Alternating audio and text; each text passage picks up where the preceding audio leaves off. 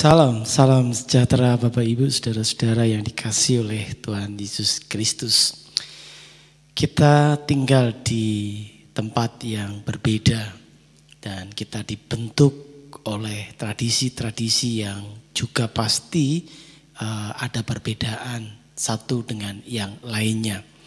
Nah, hal yang menarik yang masih saya ingat sampai saat ini ketika kami kanak-kanak bermain dan terjadilah kemudian semacam kayak perselisihan, ketegangan antara satu dengan yang lainnya.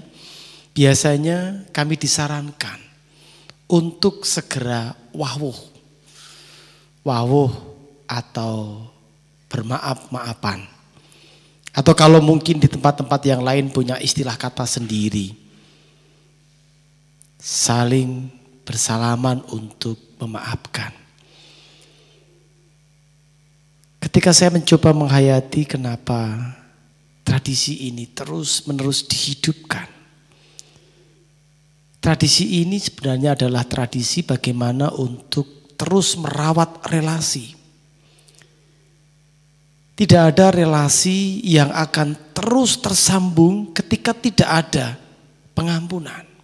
Ketika tidak ada satu yang lainnya bersedia rela untuk memberi maaf. Sama juga relasi kita dengan Tuhan. Kita meyakini bahwa kitalah yang telah merusak relasi. Dan kita melihat upaya yang dilakukan oleh Allah kita agar relasi kita dengan Allah, relasi Allah dengan manusia terus bisa tersambung, terhubung. Ada pihak yang berkenan memulai untuk memberi maaf. Ada pihak yang memulai untuk berdamai. Dan pihak itu adalah Allah. 2 Korintus 5 ayat 19 saya baca. Sebab Allah mendamaikan dunia dengan dirinya oleh Kristus dengan tidak memperhitungkan pelanggaran mereka. Ia telah mempercayakan berita pendamaian itu kepada kami. Allah telah mendamaikan tanpa memandang pelanggaran yang telah dilakukan oleh manusia. Betul, kalau memang ada syarat, kita tidak akan mampu memenuhi syarat itu. Kita bisa melihat di sini Allah yang memulai untuk memberikan pendamaian. Allah yang memulai untuk berdamai dengan kita sehingga akhirnya relasi ini bisa dilanjutkan. Relasi ini bisa lagi terhubung. Dan menariknya lagi, apa yang telah dilakukan oleh Allah juga dikehendaki agar kita juga meneruskannya. Sebagai makhluk sosial, apalagi kita hidup tidak bisa sendirian, kita butuh orang lain. Baik itu di rumah tangga, di keluarga, di gereja, di masyarakat, dimanapun kita berada. Kita adalah makhluk sosial, makhluk yang berelasi. Relasi ini akan terus dapat terbina, terawat, terjalin ketika ada upaya, kesediaan, kerelaan untuk menghadirkan perdamaian, pendamaian. Ada kesediaan untuk memberi kata maaf, memaafkan. Nah, melalui saat teduh di saat ini, kita diingatkan bahwa kita telah didamaikan oleh Tuhan. Tuhan berkenan berdamai dengan kita dan Tuhan menghendaki agar kita meneruskan perdamaian ini. Relasi itu penting. Ketika kita tidak bisa berelasi, itu sama halnya kita juga tidak berguna.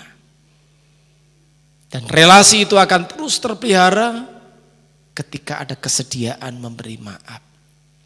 Allah telah berkenan mendamaikan dirinya dengan kita, berdamai dengan kita, sehingga akhirnya relasi ini dapat terjalin kembali. Mari kita jadi penerus yang meneruskan terwujudnya berita perdamaian. Sehingga akhirnya kita hidup dalam sebuah upaya untuk menghadirkan damai dan sejahtera. Tuhan memberkati kita. Amin. Terima kasih ya Tuhan. Karena Tuhan telah berkenan bersedia berdamai dengan kami, memberikan perdamaian kepada kami. Sehingga relasi kami, relasi manusia dengan Allah dapat terjalin kembali. Sehingga akhirnya kami sebagai manusia juga dapat kembali menghadirkan kebaikan-kebaikan, karya-karya cinta kasih Tuhan. Terima kasih ya Tuhan, kiranya setiap hari kami semakin dimampukan menjadi penerus yang meneruskan terwujudnya berita perdamaian.